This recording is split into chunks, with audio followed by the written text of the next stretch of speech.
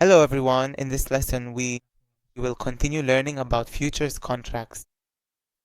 So in the previous lesson we learned that a futures contract is a commitment to buy and sell the underlying asset, and we learned that we can trade with a futures contract just like we trade with Forex, with stocks, with crypto, and so on in various different markets. At the end of the day, we can always buy a futures contract and we can sell the futures contract.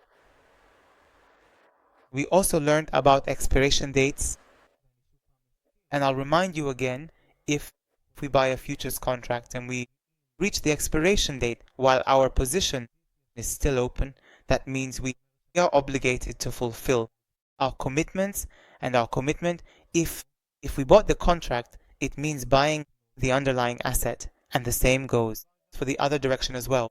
If we sold the futures contract, that means we made a short on it and the expiration date arrives, we are obligated to fulfill our commitment, which means that we need to sell the underlying asset. In this lesson, I'm going to talk a bit more about this topic. At the end of the day, we need to understand that a futures contract is a leveraged product. The numbers that you see displayed here are not actually dollars. They are actually points, and each point has the value. And now we are going to understand in this lesson what exactly a tick is and what a point actually is. Let's start with the tick. Tick represents us the minimal volatility of a futures contract. Why do I specifically mean minimal volatility in this context? Let's take a closer look at the price and try to understand it better together. Notice that the margin between the numbers shown here is always consistently 0.25. That means that a tick is equal to exactly 0.25. This is actually how the minimal volatility of a futures contract.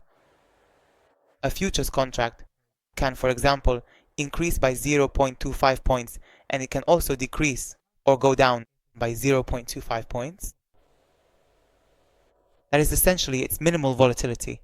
In practical terms, it can't move by smaller amount. A point is a whole number made up of ticks. For example, if we know that one tick in the NQ futures contract, the minimum price movement, which is called the tick size, is equal to a quarter, or 0.25. So, how many ticks make up maybe just 1 point for us? The answer is 4 ticks make up one single point for us. If we, for example, consider this, if we do 0.25 times 4, we actually get to 1. So we understand that a point is ultimately a whole number that is made up of the ticks for us. For example, in this case, let's take an example. If the price went up from 25,321 to 25,322, that means we went up by 1 point. Or in other words, we went up by 4 ticks. And if the price went up from 25,321 to 25,321.5, that means we went up by 2 ticks or by half a point.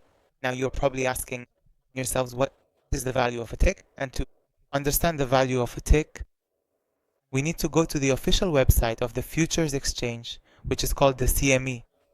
Please note that I have now successfully entered the CME website, and we are currently on the home page.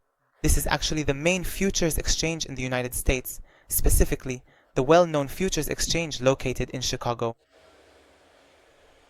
Now, in order to better understand the value of each individual tick in terms of dollars, I can simply search online for the name of the futures contract. So, let's take a quick look.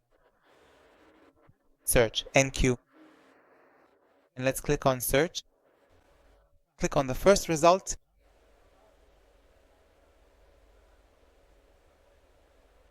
Click here.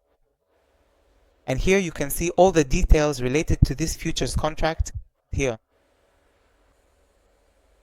You can see that the value of here, the tick, is equal to $5. This means that if we now go up from the price 25,324 to the price 25,324.25, that means we went up by 1 tick. And the value of that is $5. which means each tick is worth $5. And if the value of a tick is $5, and we know that in point there are 4 ticks, that means that the value of simply a point is $20. Alright, in this lesson we learned that a tick is the minimum fluctuation of a contract.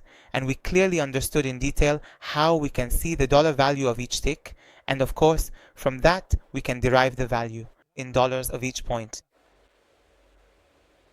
In the next lesson, we will continue learning about futures contracts. See you in the next lesson. Bye.